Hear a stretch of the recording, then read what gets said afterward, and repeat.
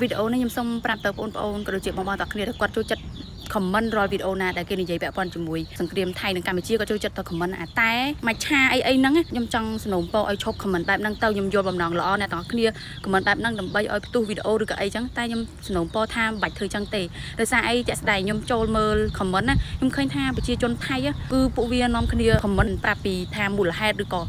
សង្គ្រាមនឹងកាត់ឡើងដោយសារអ្នកណាតែដល់ពេលជាក់ស្ដែងមកមើលកម្ពុជារបស់យើងគឺអត់មានអ្នកណាគេឆ្លើយឬក៏មានអ្នកណា comment សោះគឺឃើញតែអាតែកាហ្វេអា color អី pink អីអូយខ្ញុំវាអត់ល្អទេសម្រាប់អ្នកដែលបរទេសតែគាត់ចូលមើល comment គាត់ឃើញអញ្ចឹងគាត់ចង់ដឹងពីព័ត៌មានកម្ពុជាគឺអត់មានណាដោយសារឃើញប្រជាជនកម្ពុជា comment អីសោះយល់ល្អខ្ញុំចង់ឲ្យបដូរពីការ comment បែបហ្នឹងមក comment ជា Cambodian Need Peace ឬក៏គ្រប់គ្រងកម្ពុជាអីវិញទៅវាខាងបរទេសអីទៅគាត់មើល comment ចង់ដឹងតាមដានអីទៅគាត់សង្កេតឃើញថាកម្ពុជាយើងស្រស់ដៃក៏ដូចជាចូលរួមជួយគ្នាច្រើនក៏ដូចជាចង់ប្រាប់ការពិតទៅពិភពលោកឲ្យបានដឹងថាកម្ពុជាគឺត្រឹមត្រូវជានិច្ចដើរលើផ្លូវត្រឹមត្រូវតែថៃទេគឺជាអ្នកដែលខុសអញ្ចឹងណា